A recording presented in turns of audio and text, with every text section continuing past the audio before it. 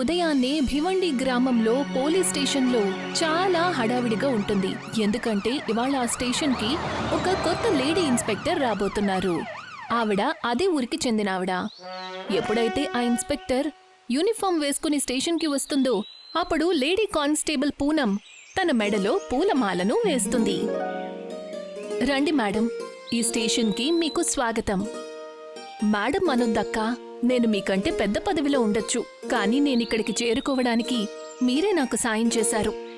సరిత తనకు స్వాగతం పలకడానికి వచ్చిన వాళ్లందరికీ చెప్తుంది. అన్నట్టు నేను ఈ ఊర్లో ఒక పోలీస్ ఆఫీసర్లాగా కాదు, ఒక కూతురులాగా అందరికీ సాయం చేయడానికొచ్చాను. నేను అన్ని విధాలా ప్రయత్నిస్తాను. ఈ ఊర్లో ఉన్న నేరస్తులందర్నీ అంతం చేస్తాను. సరిత చెప్పిన మాటలకు ఊరి వాళ్లందరికీ ప్రశాంతంగా అనిపిస్తుంది. ఎందుకంటే ఊర్లో రోజురోజుకి నేరాలు పెరిగిపోతూ ఉంటాయి. దానివల్ల ఊరివాళ్లు చాలా విసిగిపోతారు. పూనమక్క, నువ్వు నాకు రిజిస్టర్ ఇవ్వు. అందులో ఈ నెలలో జరిగిన నేరాల గురించుంటుంది. పూనం వెనకే సరిత కూడా పోలీస్ స్టేషన్ లోపలికి వెళ్తుంది. అక్కడ పూనం సరితకి రిజిస్టర్ ఇస్తుంది. సరిత రిజిస్టర్ని చూడ్డం మొదలు పెడుతుంది. ఇంకా నెల సరిగ్గా మొదలవ్వనే లేదు. అంతలోనే రిజిస్టర్ నిండిపోయింది. ఇక్కడ ఇదే పరిస్థితి. ఊర్లో ఎంతమంది జనమున్నారో లెక్క పెట్టొచ్చు, కానీ నేరాల గురించి లెక్క పెట్టలేం. ఇక సరిత ఒక్కొక్కటిగా నేరస్తులందరి గురించి తెలుసుకునే ప్రయత్నం చేస్తుంది. వాళ్ళని పట్టుకుంటుంది కూడా. వీటన్నిట్లో కానిస్టేబుల్ ధునావ్ కూడా సరితకి హెల్ప్గా ఉంటాడు. సరిత చూస్తుంది, ధునావ్ ఏ పని సరిగ్గా చేయడు. ఏంటి మేడం, ఇప్పుడే కదా ఇవాళ కదా వచ్చారు, ఇవాళ అన్ని కేసులు అంతం చేస్తారా ఏంటి? బావుంది ధునావ్ గారు, మీరు చాలా బాగా మాట్లాడుతున్నారు. డ్యూటీ సరిగ్గా చేయడం లేదు. డ్యూటీది ఏముంది మేడం, డ్యూటీ చేస్తే మనసుకు ప్రశాంతత ఉండటంలా, శరీరం కూడా సహకరించడం లేదు. కానీ నా దగ్గర అలా కుదరదు. ఒకవేళ మీరు పని సరిగ్గా చెయ్యకపోతే అప్పుడు కూడా మీకు ప్రశాంతంగా ఉండదు. చాలా ఇబ్బంది పడతారు. సరితకి ధునావ్ మీద అనుమానం కలుగుతుంది. ఎందుకంటే అతను తరచూ డ్యూటీ పేరుతో ఎక్కడికో మాయమైపోతూ ఉంటాడు. కాని తన ఆ విషయాన్ని పెద్దగా పట్టించుకోదు. తన పనిలో దృష్టి పెడుతుంది. ఇక సరిత కొన్ని రోజుల్లోనే చాలా మంది నేరస్తులని జైల్లో బంధిస్తుంది. చూస్తుంటే మేడం, మీకు ఈ నేరస్తులతో ఏవో పాత విరోధాలు ఉన్నట్టు అనిపిస్తుంది. అందుకనే మీరు వీళ్ళకి జైలు కూడా తినిపిస్తున్నారు. ముఖ్యంగా భూములు కబ్జా చేసే అతనితో. మీరు సరిగ్గా చెప్పారు. ఈ భూములు కబ్జా చేసే అతనితో నాకు చిన్నప్పటినుంచి బంధం ఉంది. నాకు ఇల్లు లేకుండా చేశారు కదా. మేడం, మీకు ఒక విషయం చెప్పనా? మీరు దాన్ని ఎలా తీసుకున్నా పర్వాలేదు, పూర్తిగా చెబితే మాత్రమే మీకు అర్థమవుతుంది. సరిత ధునావ్కి తన చిన్నప్పుడు జరిగిన విషయం గురించి చెప్తుంది. సరిత తన స్కూల్ నుంచి ఇంటికి తిరిగొస్తుంది. అప్పుడు చూసేసరికి కొంతమంది తన ఇంట్లో సామాన్లు బయటికి విసిరేస్తూ ఉంటారు. అది చూసి తను భయపడుతుంది. నాన్న, వీళ్ళు మన వస్తువుల్ని ఎందుకు ఇంట్లోంచి బయటికి పడేస్తున్నారు? ఎందుకంటే ఇప్పుడు ఈ ఇల్లు మనది కాదమ్మా. కానీ మనం ఎప్పుడూ ఇక్కడే కదా ఉంటూ వచ్చాం. నేను నా స్నేహితులందరికీ చెప్పాను, ఇదే మన ఇల్లని. పదమ్మా, ఇక ఇక్కడి నుంచి వెళ్దాము. నువ్వు నీ పుస్తకాలు తీసుకో. కానీ నాన్న, మనం ఎక్కడికి వెళ్తాం? మన కొత్త ఇల్లు ఎక్కడుంది? అది నాకు కూడా తెలియదమ్మా. ఇప్పుడు మనకి ఇల్లు లేదు. మనలాంటి వాళ్ళకి చెప్పుకోవడానికి ఇల్లుండదు. ఎక్కడైనా ఉండటానికి నిలువు నీడ దొరికితే అదే మన ఆశ్రయం అవుతుంది. ఆ విషయం చెప్తూ సరిత వాళ్ల నాన్న కళ్లల్లో కన్నీళ్లు వస్తాయి. సరిత కూడా తన ఇంటివైపు చూసి ఎంతో ఏడుస్తుంది. వాళ్ల నాన్నని హత్తుకుంటుంది. తను తన కథను చెప్తూ సరిత కళ్లల్లో కూడా కన్నీళ్లు వస్తాయి. మేడం, నన్ను క్షమించండి. నాకు అసలు తెలియదు మీకు అలా జరిగిందని. ఇప్పుడైతే తెలిసింది కదా, నేను ఈ భూములు కబ్జా చేసేవాళ్లని ఇంతగా ఎందుకు ద్వేషిస్తున్నానో. ధునావ్ తన మనసులో అనుకుంటాడు. తెలిసిపోయింది మేడం. ఇప్పుడు ఈ విషయం ఇంకొకరికి కూడా తెలియాలి. ధునావ్ అక్కడ్నుంచి తిన్నగా సర్పంచ్ ఇంటికి వెళ్తాడు. అతనికి ఈ విషయం చెప్తాడు. సార్, ఈ ఊరికి కొత్తగా వచ్చిన ఇన్స్పెక్టర్కి తనకు చిన్నతనంలోనే ఒక పెద్ద షాక్ తగిలింది. పాపం చిన్నప్పుడే ఆవిడ తన ఇంటిని కోల్పోయింది. ఇప్పుడు భూములు కబ్జా చేసేవాళ్ళని వేటాడి పట్టుకుంటుంది. చాలా బాగుంది. నువ్వు కవితలైతే బాగా చెప్పవు కానీ వార్తలైతే బాగానే మోసుకొస్తావు. అందుకనే నేను నీకు కదా జీతం కంటే ఎక్కువ డబ్బులు ఇస్తున్నాను. ధునావ్ యూనిఫామ్ అయితే వేసుకొనుంటాడు, కాని అతను నిజానికి సర్పంచ్ దగ్గర పనిచేస్తున్నాడు. ఈ విషయం గురించి సరితాకి ఏమాత్రం తెలీదు.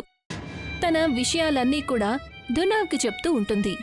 వాటిని అతను సర్పంచ్కి చెప్తాడు. నాకు అసలు అర్థం కావడం లేదు, ఈ నేరస్తులందరూ ఈ మధ్య ఎలా తప్పించుకుంటున్నారు? సరిత చాలా విసిగిపోతుంది. కాని అప్పుడే తనకి ఉదయాన్నే తన పోలీస్ స్టేషన్లో ఒక మెరిసే న్యూస్ పేపర్ కనిపిస్తుంది. తను దానిని చదువుతుంది. రేపటి రోజున రాజు ఇంకా చున్ను అనే నేరస్తులు భవన్ బాబాయ్ ఇంట్లో దోపిడీ చేయబోతున్నారు. అలాగే వాళ్ళిద్దరూ రింకీ ఇంటిని కూడా కబ్జా చేసుకుంటారు. అలాగా? అయితే వీళ్ళిలా చేయబోతున్నారా? మరుసటి రోజు నేరస్తులిద్దరూ నేరం చెయ్యడానికి వెళ్ళినప్పుడు సరిత వాళ్ళిద్దర్నీ పట్టుకుంటుంది. ఆ తర్వాత జైల్లో పడేస్తుంది.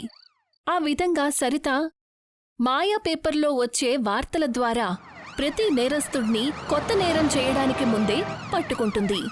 ఆ న్యూస్ పేపర్ విషయం దునావ్కి తెలిసిపోతుంది. దీని గురించి నేను చెప్పి తీరాల్సిందే. దునావ్ సర్పంచ్ దగ్గరికి వెళ్తాడు. అతనికి చెప్తాడు సరిత చేతికి ఒక మాయా పేపర్ దక్కిందని. దాని ద్వారా తనకి అన్ని విషయాలు ఒకరోజు ముందే తెలిసిపోతున్నాయని. ఇక సర్పంచ్ రాత్రివేళ పోలీస్ స్టేషన్కి వెళ్లి ఆ పేపర్ని దొంగిలిస్తాడు.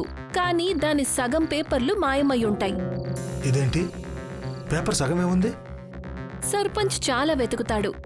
కాని తనకి మిగతా సగం పేపర్ దొరకలేదు. అతను ఉన్నవాటిని తీసుకుని తిరిగి వెళ్తాడు. ఇప్పుడు నేను చూస్తాను ఇవి నా వాళ్ళని దొంగతనాలు కబ్జాలు చేయకుండా ఎలా ఆపుతాయో అని. ఇక సర్పంచ్కి సగం మాయా పేపర్ నుండి ఏం తెలుస్తుందంటే ఎప్పుడు ఎక్కడికి వెళ్లబోతున్నారు అని. అందుకని అతను తన మనుషుల్ని ముందే అలర్ట్ చేస్తాడు. అక్కడ సరిత విసిగిపోతుంది.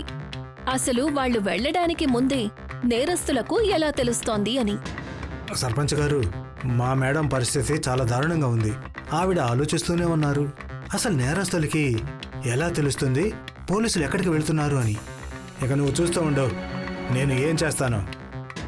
సర్పంచ్ ఇప్పుడు ఊర్లో అందరికంటే ధనవంతుడి ఇంటికి దొంగతనానికి వెళ్తాడు. కాని అతన్ని ఆ ధనవంతుడు చూసేస్తాడు. పోలీస్ స్టేషన్లో కంప్లైంట్ ఇవ్వడానికి వెళ్తాడు. ఒకవేళ మీరు సర్పంచ్ని కళ్ళారా దొంగతనం చేయడం చూస్తే నేనతన్ని ఇవాళే అరెస్ట్ చేస్తాను. సరిత ఎప్పుడైతే సర్పంచ్ని అరెస్ట్ చేయడానికి వెళ్తుందో అప్పుడు తన మనిషి మోహన్ మధ్యలో అడ్డు వస్తాడు. మేడం, ఆ దొంగతనం సర్పంచ్ గారు చేయలేదు, నేను చేశాను. నేను నా నేరాన్ని అంగీకరిస్తున్నాను. మీరు నన్ను అరెస్ట్ చేయండి. అది చూసి సరిత ఆశ్చర్యపోతుంది. నాకు తెలుసు దొంగతనం సర్పంచ్ చేశారని. ఏ రోజైతే నా చేతికి ఆధారాలు వస్తాయో అప్పుడు నేను మీతో జైల్లో పిండి పిసికిస్తాను. నాతో జైల్లో పిండి పిసికించడానికి అసలు నువ్వెవరు? సింగమా ఏంటి? నేను సింగం కాదు, నేను లేడీ సింగంని. ఇక సరిత అక్కడ్నుంచి దొంగతనం నేరం మీద మోహన్ని అరెస్ట్ చేసి తీసుకువెళ్తుంది. అక్కడ సర్పంచ్ పేపర్ చదువుకుంటాడు. ఇదేంటి, ఇందులో రాసింది ఊరు సర్పంచ్కి 5 ఏళ్ల శిక్ష అని. స్టేషన్లో దొంగతనం చేస్తూ దొరికిపోయాడు. లేదు, నేను అలా జరగనివ్వను. దునావ్ సర్పంచ్ దగ్గరికి వెళ్తాడు. సార్, సరితా మేడంకి మీకు వ్యతిరేకంగా ఏవో ఆధారాలు దొరికాయి. ఆవిడ ఆ ఫైల్ని స్టేషన్లోనే ఉంచింది.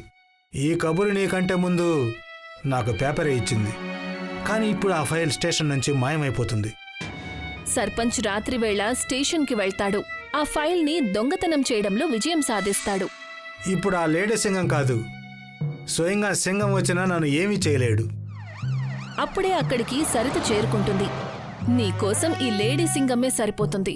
స్టేషన్కి పద, నా దగ్గర నీకు వ్యతిరేకంగా సాక్ష్యాలున్నాయి. నాకు వ్యతిరేకంగా సాక్ష్యాలా? అసలు నేనేం చేశాను? నువ్వు పోలీస్ స్టేషన్ నుంచి గవర్నమెంట్ పేపర్స్ దొంగిలించావు. గవర్నమెంట్ పేపర్సా? నేనెందుకు వాటిని దొంగిలిస్తాను? ఆ విషయం ఇక్కడ కాదు, కోర్టులో చెప్పు. నన్ను కోర్టుకు తీసుకెళ్ళడానికి అసలు నువ్వెవరు? నేను లేడీ సింగంని, మర్చిపోయావా? ఎన్నో ఏళ్లుగా వేరే వాళ్ల భూములు కబ్జా చేసి ఎలాగోలా తప్పించుకుంటున్నావు. ఇక కొన్నేళ్లు జైల్లో విశ్రాంతి తీసుకో. పిచ్చివాగడాపు, ఏం ఆధారం ఉంది స్టేషన్కి వచ్చి నేను దొంగతనం చేశాను అని? సరిత తన ఫోన్ తీసి అందులో సర్పంచ్కొకటి చూపిస్తుంది. నిన్న రాత్రి స్టేషన్లో దొంగతనంగా సీసీటీవీ కెమెరాలు పెట్టించాను. అందులో నువ్వు స్పష్టంగా దొంగతనం చేస్తూ కనిపించావు. మా స్టేషన్ నుంచి నిన్న ఎన్నో గవర్నమెంట్ కాగితాలు మాయమయ్యాయి. చూడు, నువ్వు నన్ను ఇరికించే ప్రయత్నం చేస్తున్నావు. నేను నిన్న రాత్రి స్టేషన్కి అయితే వచ్చాను, కానీ నేను గవర్నమెంట్ పేపర్లు ఏవీ దొంగిలించలేదు.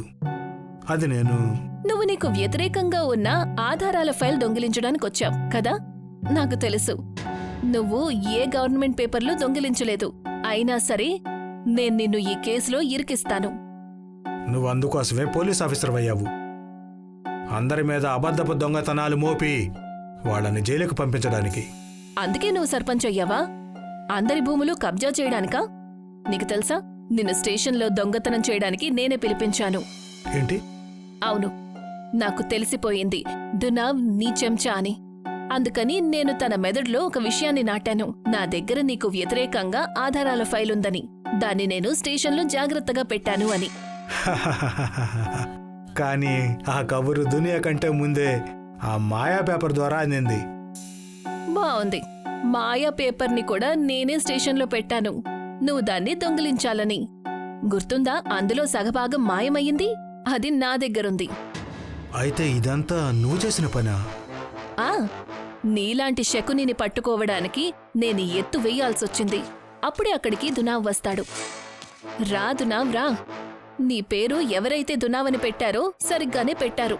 నువ్వు 2 పడవల మీద ప్రయాణం చేస్తున్నావు, కానీ ఇప్పుడు నీ పడవ మునిగిపోయింది. సర్పంచ్తో పాటు నువ్వు కూడా జైల్లో పిండి పిసకాల్సిందే. సరిత వాళ్ళిద్దరినీ 5 ఏళ్లకు జైలుకు పంపిస్తుంది. ఇక సర్పంచ్ ఊరి వాళ్ళందరి భూములు ఏవైతే కాజేశాడో వాళ్ళందరికీ వాటిని తిరిగిప్పిస్తుంది.